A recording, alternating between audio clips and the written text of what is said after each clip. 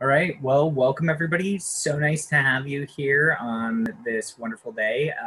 The sun is shining, at least where I'm at the moment. It was pouring rain earlier today, so I'm happy to have that sunshine coming in. My name is Nick Merriam and I run sea.citi. We are a collection of tech companies that do civic and community engagement together, and we are running our series, The Roadmap to Recovery, to help everybody working in tech better understand what's going on in our community as we face an economic crisis and a health crisis. And we're so happy to have you here today. If you are new to these events, we encourage you to follow us on social media. You can always find us at SEA_CITI. As we go through the conversation today, like I said before, if you have questions, please make sure to use the Q&A down below. We'll get to those questions as we go through that conversation or towards the end. If we don't get to them, we'll try and follow up on them. We know lots of people are interested in what's happening around Seattle these days, and we're here to make sure that you get really well informed. So we have been running this series since back in May. We took a little break over the summer, and now we are back. We're super excited about the speaker lineup that we have. Today, we're talking to Michelle from the Office of Sustainability and Environment. Next week, we're going to be talking to King County's Public Health Director. So that's going to be definitely a hot topic that you won't want to miss. We'll be talking about COVID and contact tracing and possible vaccines and all that other fun stuff. So I'm just going to dive right in and introduce Michelle. Michelle is the Deputy Director of Seattle's Office of Sustainability and Environment. She's engaged in a variety of urban sustainability issues, including urban forestry, healthy and local food, natural draining, urban green space, housing affordability, and environmental justice, to name a few. Prior to her work with the City of Seattle, Michelle worked as a sustainability consultant at Cascadia Consulting Group. She has a BS in History and Environmental Sciences for Studies from the University of Wisconsin, the other UW, the wrong UW, that's okay, we'll forgive you, of Madison, and Master of City Planning from MIT. So welcome, Michelle. Super nice to have you here. We're excited to have you. Can you just start and give us a little bit of an overview of the Office of Sustainability and Environment? Sure. First of all, I just want to say thank you so much for having me. I'm so pleased that these sessions are happening, and I definitely want to attend next month's session with, I believe it's probably Patty with Public Health, because I'm looking forward to hearing about that. So thanks for having me. So just a quick flyby of the Office of Sustainability and Environment. We are one of 30 offices in the city. There's the slide. I think we're pulling up a slide deck. There's just a couple slides, and we may reference some slides later. But we're one of, you can float to the next slide. We're one of 30 offices in the city. We were established about 20 years ago, and we are one of the first sustainability offices across the country. We're a staff of about 30, and we bring a lot of kind of creativity and passion and innovation to kind of citywide policy and programmatic efforts across the city's environmental and climate objectives. A lot of the work that we do is not in silo. It's working across multiple departments. It's working with community, and it's also working across sector to achieve sustainability goals, like triple bottom line goals, to look at economic, social, and environmental benefits. The three areas that we are currently focused in, and I'll just give you a kind of quick highlight in each of these. So meeting the climate challenge, championing equity and justice, and growing sustainable communities. Those are all big things, and they're all really interconnected. But really with the climate challenge, Seattle has a goal to be carbon neutral by 2050. We are lucky in Seattle to have a municipal electric utility, Seattle City Light, that is 100% carbon neutral. And so 98% of our electricity in the city is renewable energy coming from hydropower. And then what that does is the carbon pollution that we're trying to tackle in the city comes primarily from transportation. But we also have some building energy, building pollution as well from natural gas, from oil heat that's still in some of our homes. So we're really focused in on how to reduce that the climate pollution. With championing equity and environmental justice, you know, the environmental movement today faces many of the same racial justice challenges that we are seeing all around us and has for decades. It's primarily a movement that has been led by white, upper class, privileged people who've done amazing things, but the faces and the voices and the work is not being shared with people who are most impacted by environmental injustice. So our office has an initiative that we launched in 2015 to really prioritize partnership with community as we do our environmental work.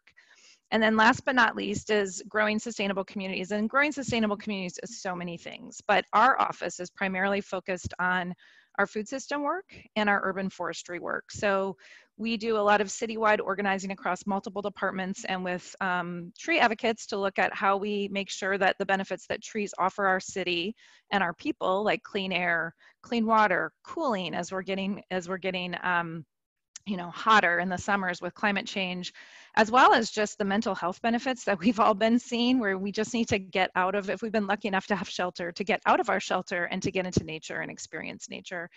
And then with our food systems work, it's really a food justice movement, but connecting people in need, low-income shoppers to healthy seasonal fruits and vegetables that are grown in our region and really supporting a regional food economy and supporting those farmers in our region who are doing sustainable practices, who are growing organic foods and providing us with really healthy basic needs, but also minimizing their impact on the environment.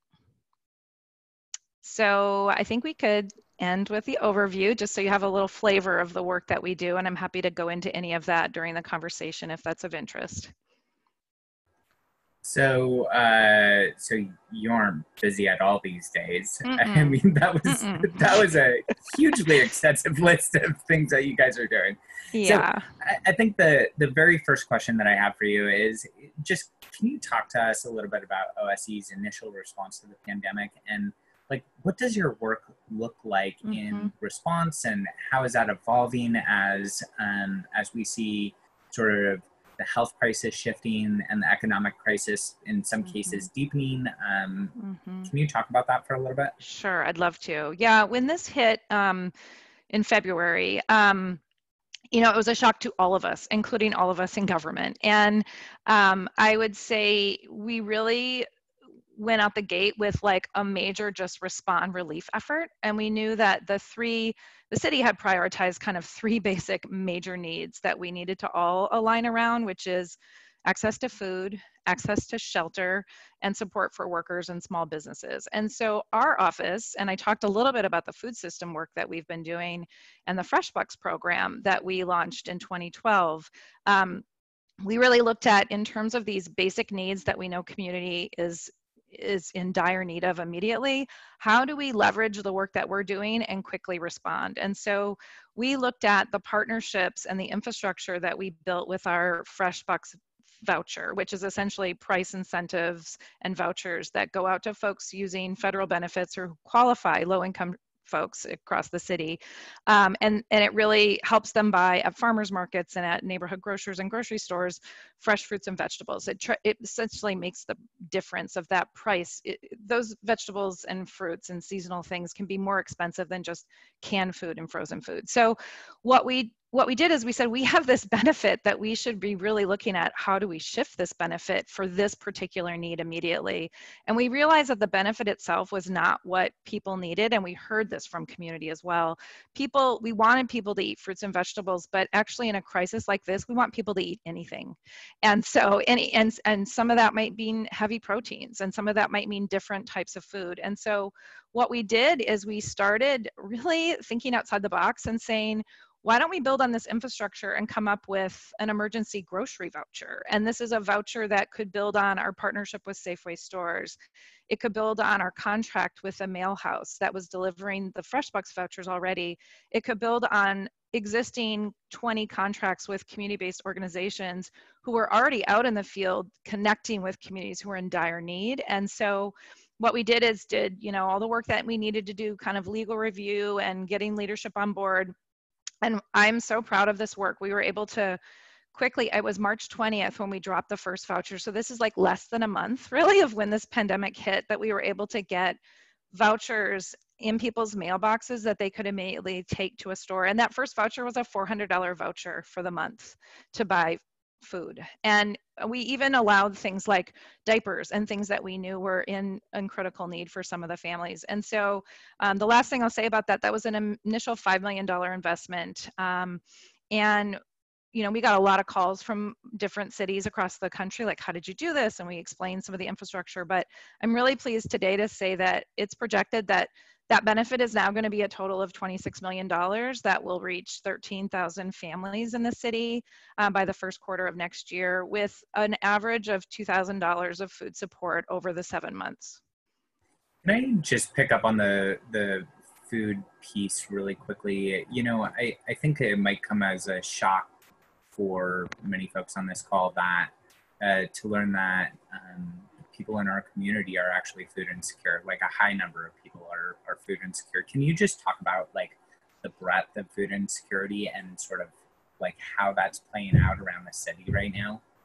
Yeah, I think, oh, I have some slides that have like, that may have the numbers of the food insecurity, but so Seattle's so one, there's a federal benefit subsidy program that supports food insecure families all across the country.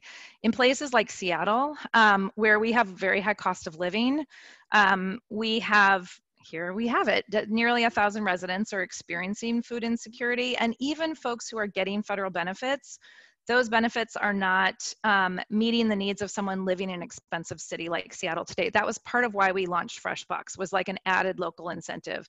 I want to also say that the sweetened beverage tax that passed 2 years ago, which is a tax on sugary beverages, has been providing an infusion of revenue. I think last year it was $20 million of revenue that is able to sort of expand local food access work and also health education, health and nutrition education across our city. So that's been a really important local source. And that has actually helped us expand FreshBucks to reach thousands and thousands of more folks. I can't remember the numbers, but I definitely feel like Food Lifeline, and I don't know if you've talked to them already, but some of the service providers in the field who are working at the 18 food banks across, or maybe it's 28 food banks across our city, we're seeing skyrocketing numbers of people coming to food banks, like 50% increase. People who had never been in a food bank before were like coming because they weren't able to get their federal unemployment benefits quick enough, and they actually, you know, needed food immediately. So we are seeing this crisis dramatically increase, like the need, like unprecedented. We are seeing it level off right now, but we're actually projecting that it's probably going to continue to grow. So I want to say another thing that we did, aside from just this quick emergency food voucher out the door, we also set up a task force to work across all the service providers who are part of the whole emergency food system. So community meal programs, food banks, meal providers that are providing food at shelters, so Fair Start, and some of the folks that are, I know, are part of the All in Seattle initiative and other initiatives that are raising money to support all the food needs and food insecurity needs. So we've been working sort of across that, you know, landscape and that network to really look at how to address some of the very COVID specific issues, which had to do with the fact that people weren't coming out of their homes. They weren't feeling comfortable even to come and get food, especially if they're a senior or someone who's really vulnerable. Workers and volunteers at these food banks are often seniors, so we're like the most vulnerable populations. And so the food banks were struggling with even having staff there to staff the food banks. And actually city staff have been deployed and are staffing many of the food banks as well. And then things like getting the right kind of equipment to protect people at food banks. Like it was a role that we kind of all collectively played, is just getting equipment to folks, understanding what their needs were, helping them grow capacity in a very trying time for everyone. Yeah, thank you for that additional context. I mean, it really is. It really is, I think, a little jarring in a city like Seattle to think about people being that food insecure. So, and definitely applaud the city for deploying city workers into food banks. I mean, what a great use of public resources. So, so that's fantastic. Can you talk a little bit about sort of how your work has fit with the city's overall recovery effort? Yeah, so first, the city's effort, similar to what I said before, kind of immediate relief and then response, and now we're kind of moving into a recovery frame. And, you know, the immediate relief I already talked about. We also looked at things like, what about the existing and ongoing programs that we have, and how might we want to look forward and think about how those programs might need to shift or better meet the needs of communities? So we really built on some of the strong partnerships that we've created with our Environmental Justice Committee, which is a group of people of color leaders in the city who really advise on city programs, and we kept those connections up and we're listening to some of their needs. One of the things we did was immediately shifted sort of a grant program that we have, a standing grant program that has very specific requirements and timelines. And we immediately were like, you know what, this is impacting all of us. Like, we need to give people flexibility right now. If an organization has a grant and they had a scope of work and we have a set of ways that that money could be spent, we completely just, you know, opened that up and said, tell us what you need. We want this money to support the critical things in the moment that that you see right now. And so I guess the first thing was, how do we build on and support community leadership and community capacity? Because one of the things that we've learned in government through a lot of our racial justice work is we need to listen to what community is saying to us, and we need to be bringing community into our processes and our program design work. Right now, the city is moving. We are still in relief mode. I don't want to like suggest that we're moving straight to recovery. We're just recovering now, because we are not.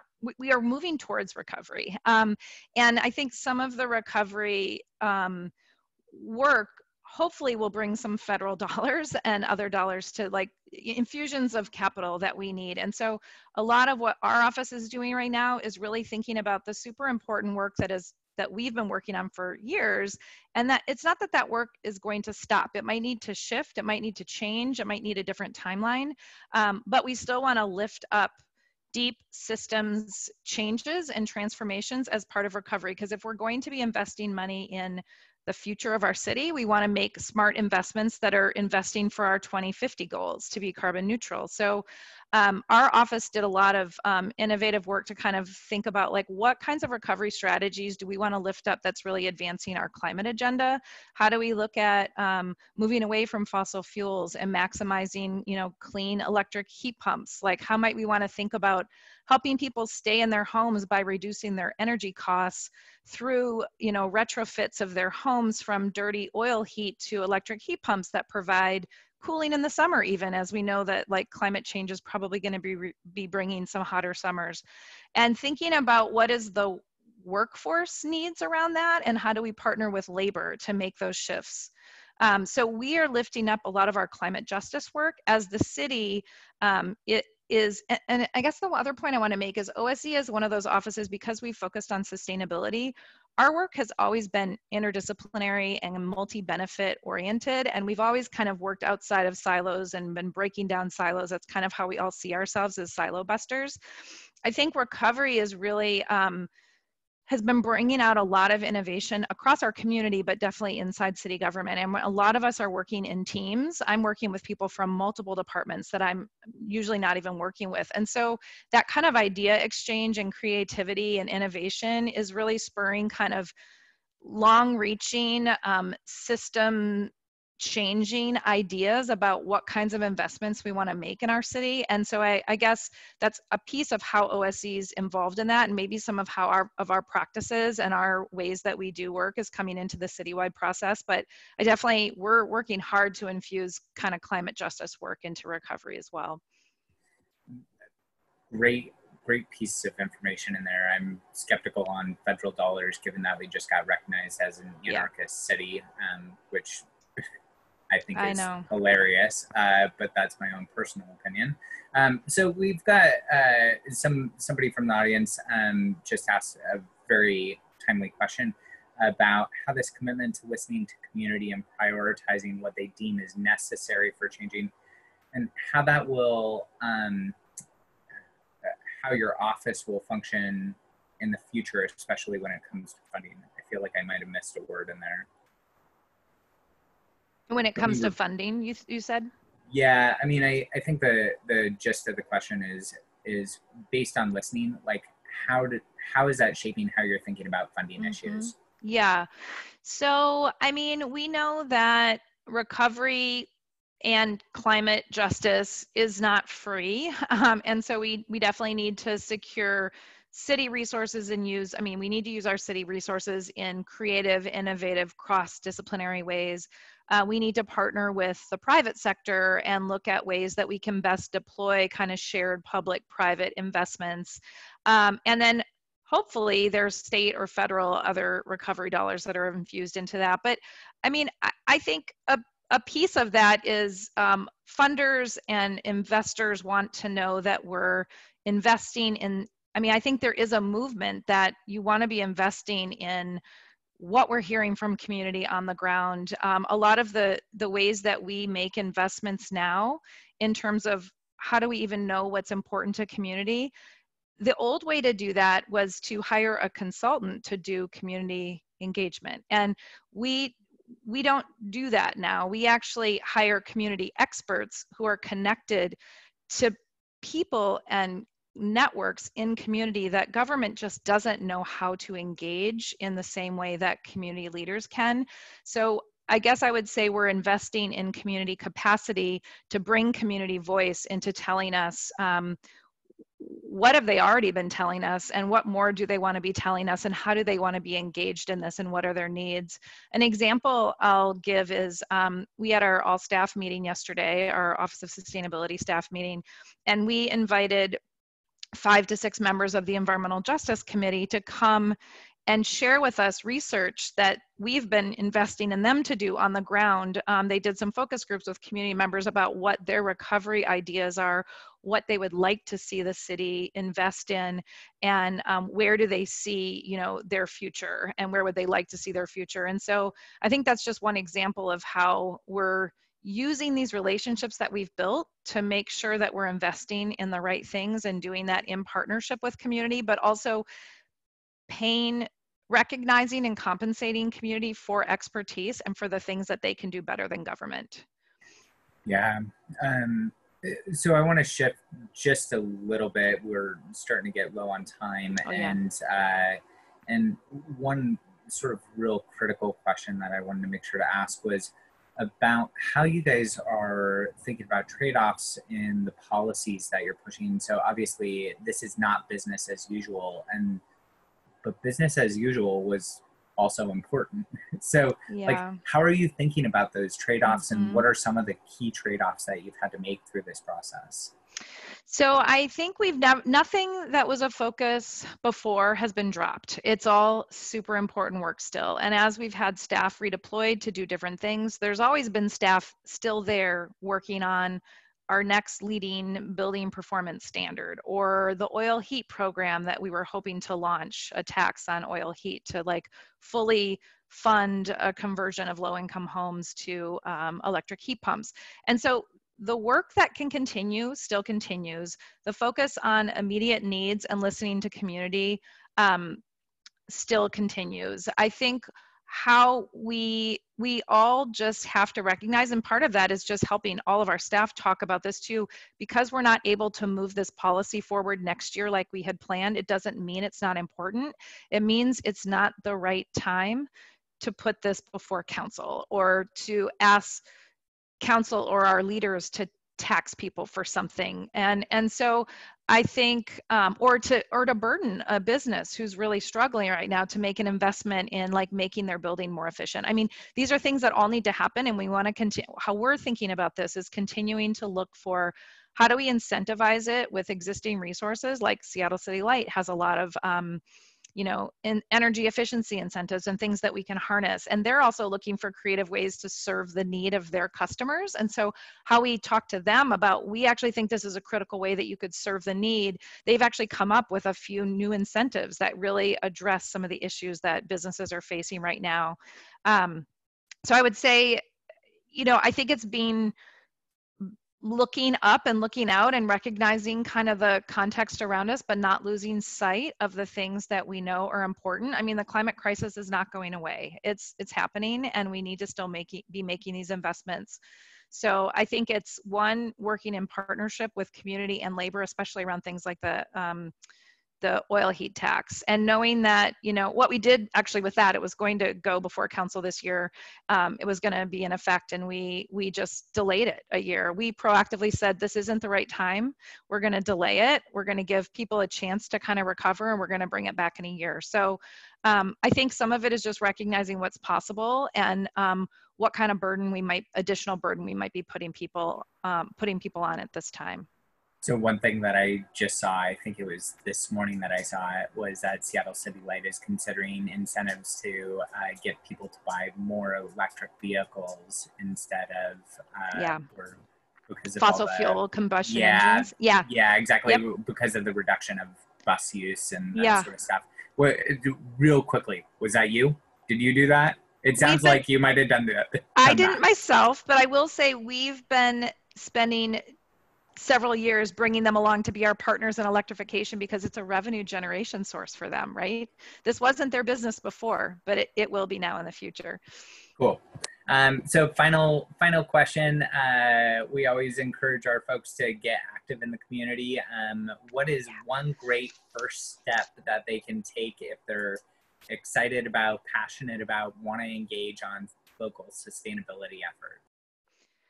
Can I, one is use your consumer power to send market signals and buy the right things. So if we're lucky enough to have jobs, we should be thinking about how we use what disposable income we have to keep small businesses afloat, to support the organizations and the community groups that we know need our support right now, to buy local, buy healthy, buy green products, try to avoid fossil fuels.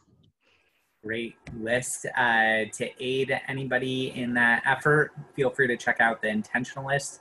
They are a fantastic organization that has a curated list of locally owned Black, Indigenous, people of color, marginalized community restaurants. It's a fantastic, like, localized Yelp. So make sure to check them out. That could be a great first step. So Michelle, thank you so much for coming. We really appreciate you making time to come and talk to us, and really appreciate everybody showing up today. Next week, as I mentioned, we'll be talking about King County Public Health, or to the director of King County Public Health. Make sure to come back. You can follow us on social media, Facebook, Twitter, LinkedIn, all at sea_citi, CITI. And I hope everybody has a great afternoon. Thanks so much. Thanks so much.